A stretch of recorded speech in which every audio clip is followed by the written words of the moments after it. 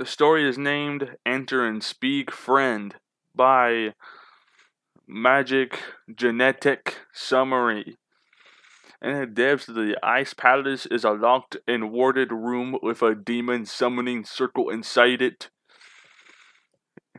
Instructions on how to use the circle are scratched into the ice. It's used to summon a best friend for a few hours. Chapter 1 in one of the deepest rooms of the Ice Kingdom. One warded and locked so that no penguins or spirits or heroes can get in and mess it up. There was a smiley face carved into the ice and a fridge that kept a jug of bug milk, eternally fresh with magic. Above the door was carved, "Enter and speak, friend."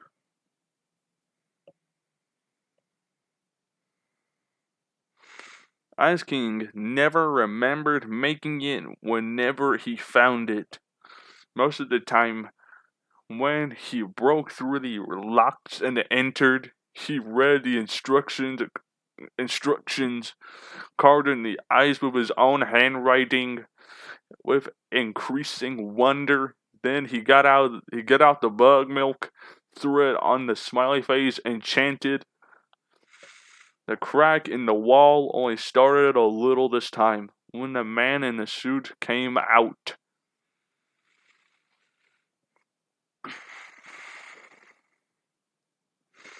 Ice King relaxed for reasons he didn't remember.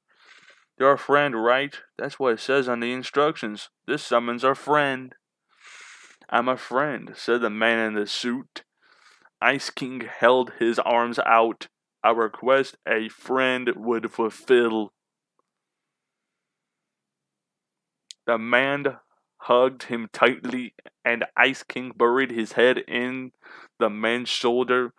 He smelled like sulfur and old books. And it was so familiar, and something got in his eyes, and he whimpered into the suit. "It's okay," said the man, and his arm twisted against Ice King's back to rub his neck and calm him down. "It's good to see you again. Again?" The man didn't respond. Instead, he ducked out of Ice King's grasp, his legs bending strangely, and grabbed the box above the fridge. He pulled out a teapot. "I'll set this up. You set the table." Ice King did. His head whirled and his heart pattered fast. The table was set against a wall and left the two of them sitting next to each other. The man in the suit let Ice King lean on him, rubbed his back, and hit all his sensitive spots. It was like he knew everything about Ice King. It was a little scary and a lot of comforting. Ice King talked, and the man, "You can call me Hansen," listened. They drank peppermint tea. Peppermint tea. Ice King somehow ended up on Hansen's lap, Hansen's arms around him and his breath in his hair, and he felt secure. "Can you stay forever?" he asked when the tea was gone. "I can't," said Hansen. "I have work to do." "Oh," Ice King says. He nested closer in Hansen's arms. "Can you watch an YouTube video with me before you go? It's really good." "Okay," said Hansen. Ice King pulled out a mini computer that he got at Wizard Market. Zud fumbled through icons until he found what he wanted and hit play. The screen showed Marceline and the Scream Queens singing their newest hit. Ice King hopped along to it and Hansen watched intently. "Isn't she great?" Ice King said as the song ended and applause rang. "She's my favorite artist and my favorite singer and favorite bassist." She's so good at everything. She is, said Hudson. He leaned in and kissed the Ice King on the temple. Thanks for showing me.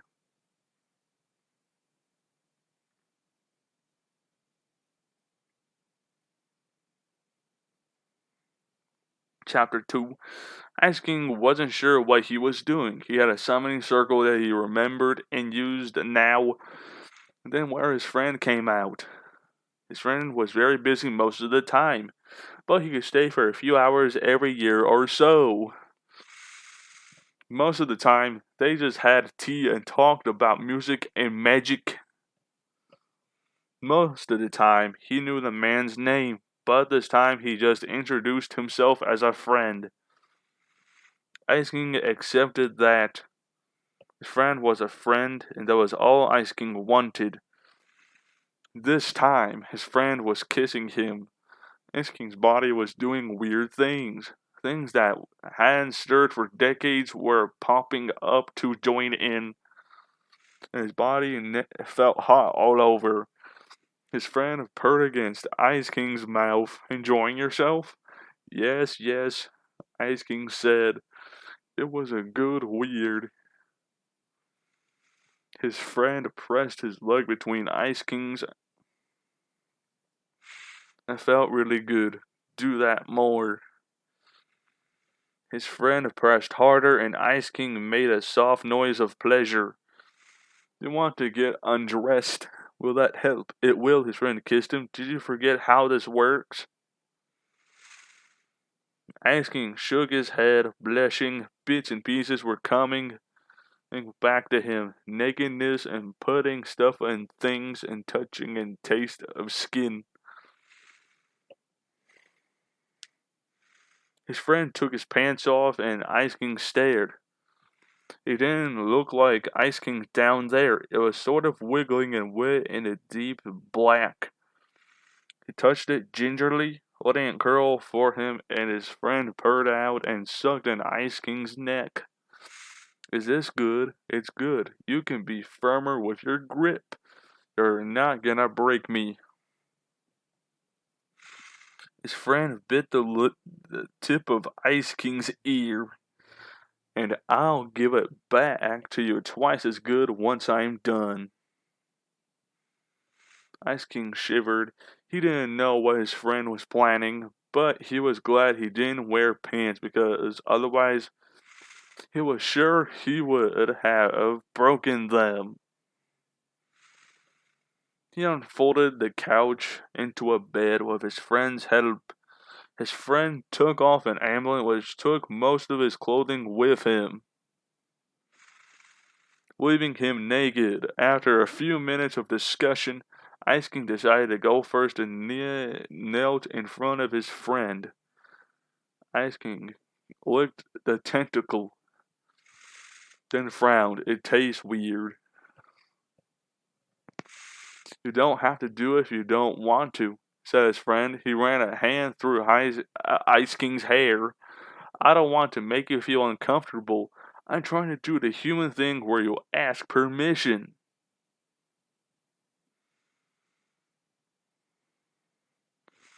Ice King huffed and tried to psych himself up. I want to do it. It's just intimidating.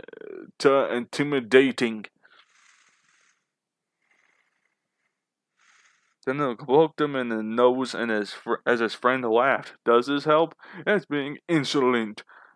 Ice King caught it and trapped it between his hands, then got it to hold still before taking it into his mouth.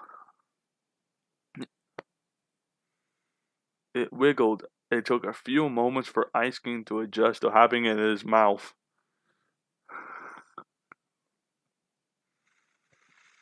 It was pretty big, and though the tip curled away from the back of his mouth, he still worried about gagging. That wouldn't be very fun when they were having such a good time. His friend made a choked sound. You're really doing well, he gasped. Ice King made an sound and looked his friend experimentally and got another gasp. It didn't take long for him to figure out what his friend asked. Ice King was a quick learner. Soon he had figured out that anything with his teeth was a no, tongue was a yes, sucking was a yes. His friend sounded like he really enjoyed it, and that made Ice King feel really good. He hiked his robot with his hand out, steadying himself on his friend's hips, and touched himself. Eventually, his friend had him stop. My body isn't quite like yours. I don't do the big shuddering thing with the liquids. His friend explained, I had to learn how this worked from scratch.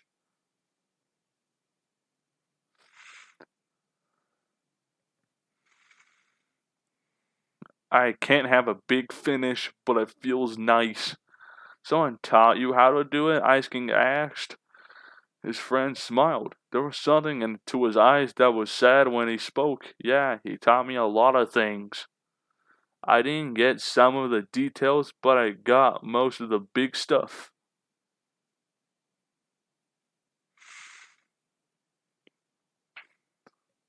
Ice King frowned. What happened to him? He left. I'm not sure where he went. His friend pulled Ice King up on the bed. It didn't quite meet his eyes. I disregarded some of his advice recently and messed up my relationship with my daughter. Oh no, Ice King hugged his friend. That's awful. His friend stiffened as if surprised and hugged him back tightly. Ice King hugged him until he accidentally poked his friend with his groin, then pulled back in embarrassment. I'm sorry. His friend laughed. It's fine, we got off topic. He rolled off the bed and got on his knees in front of Ice King. Now let me make you feel good. I'm not gonna mess things up with you. Ice King lifted his robes shyly. His friend kissed the insides of his thighs. Thighs.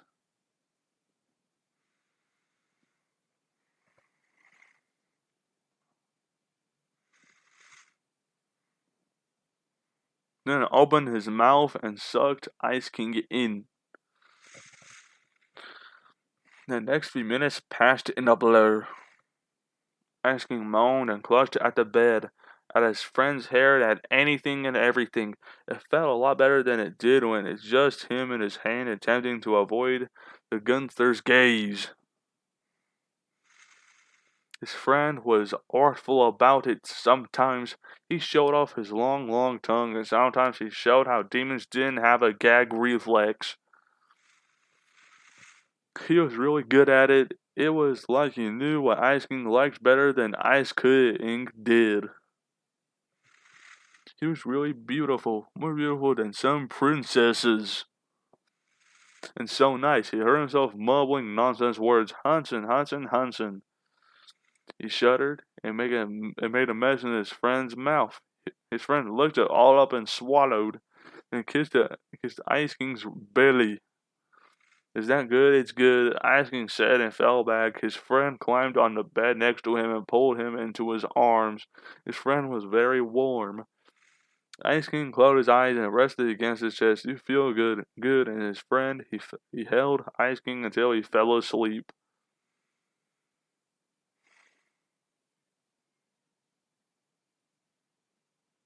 Chapter 3.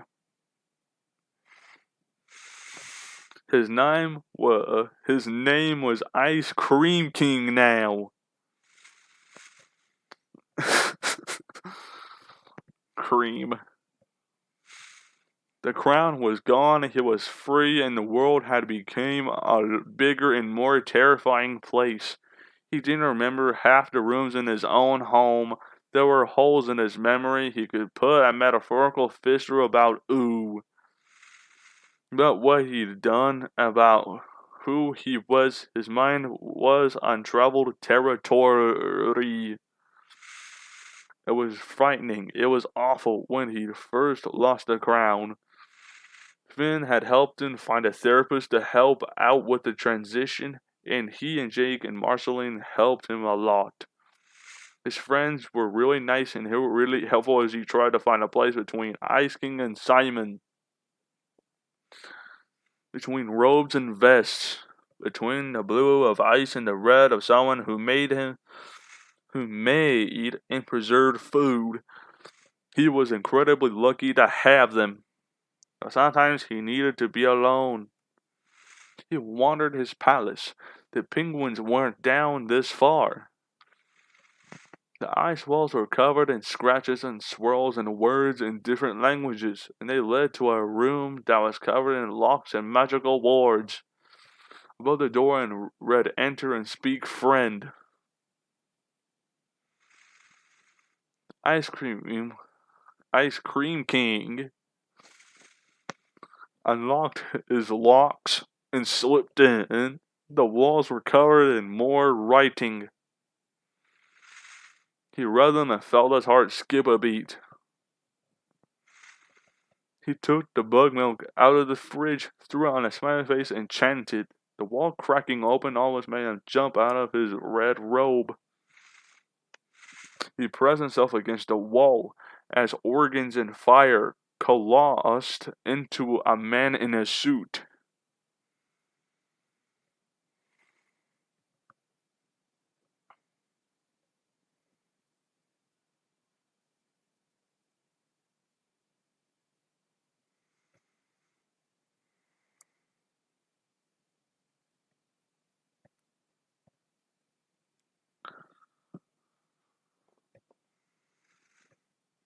The sight of the man relaxed him. He didn't know why. You, Ice Cream King, said, "You're a friend. This is supposed to summon a friend." "I am," said the man. His eyes drooped over Ice Cream King, red robes and tight vest, the spirit blocking glasses. The braids Marceline had helped him plait in his head and his beard and hair. The Ice Cream King felt warmth blossom in his cheeks. He looked different. "We've met before?" Ice Cream King frowned. But that made sense.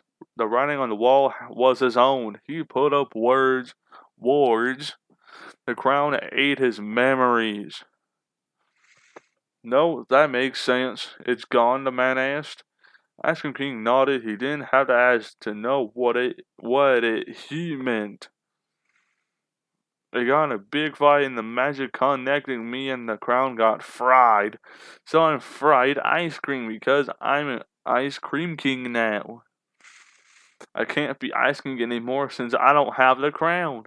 And I like helping out, so I do things with supplying food for ooh." Man shrugged. "Makes sense." Ice Cream King stepped forward one step, then two, then ran and hugged the man, who returned tightly.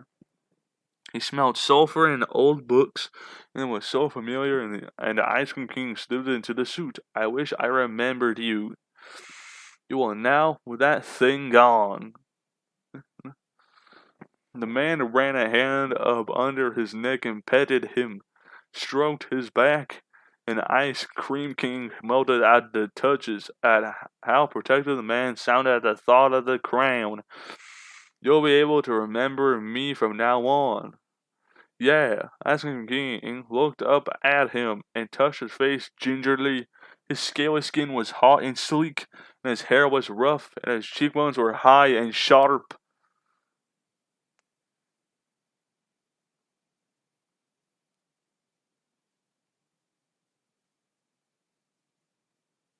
"You're familiar, but not enough. What's your name?" Hansen dipped his head and kissed Ice Cream King's temple. I'll go make tea if you set the table." Ice Cream King felt his blush growing. Yes, definitely." They quickly set up. Hansen asked about Ice Cream King's life without the crown, how the world was treating him, if he was eating well, if the penguins were well behaved. He rubbed Ice Cream King's back as he drank tea and listened, and then pushed when Ice Cream King He needed time to find his voice or to think. He let Ice Cream King sit in his lap to take advantage of the warmth and held him close. Finally, Ice Cream King said, "How do I know you? When you were very young and not under the thumb of the crown. You saved my daughter when we were separated and reunited us."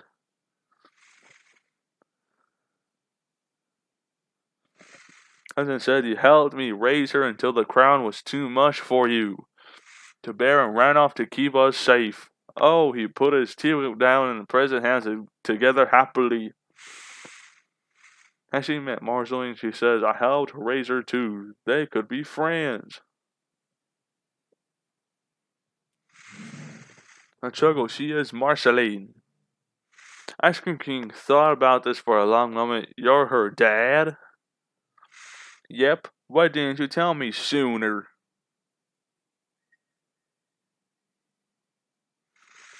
Ice Cream King scooted around so he could face Hudson properly. "I should know that kind of thing." Hudson shrugged. "We're having another fight. You don't like it when we fight. I can handle it. I'm not miserable and I don't cry all the time anymore. Just some of the time." Hudson was smiling and nodded up Ice Cream King's stomach. "Yes, just some of the time. Stop smiling like that. I have friends and help." And he flailed and almost unbalanced, but Hudson caught him. Ice Cream King's nose poked him between the eyes, and Hudson stifled a laugh. "It's not funny," Ice Cream King mumbled, and hot tears of humiliation gathered in his eyes. Hudson turned serious and wiped them away. I'm sorry." "Really? You mean that?"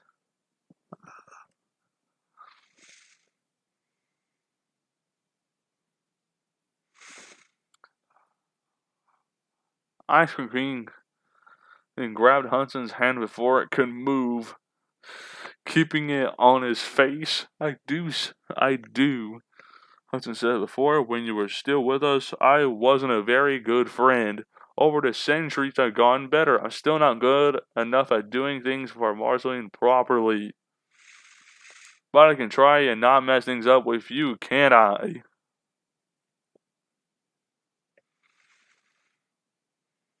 "Yes," Ice Cream King said. On a whim to prevent an awkward silence, he kissed him.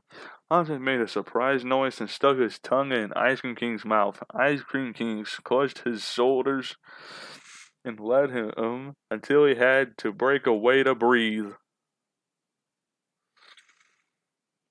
Hudson smiled like the cat who ate the canary. Ice Cream King wiped his mouth. "Was that okay?" "It was great. You were great." Hudson kissed Ice Cream King again, nipped at his lips. "I guess this means you remember a bit more than friendship somewhere." Did we? Oh gosh. Ice Cream King was sure his face was bright red. "I thought I was still a virgin." "You are technically."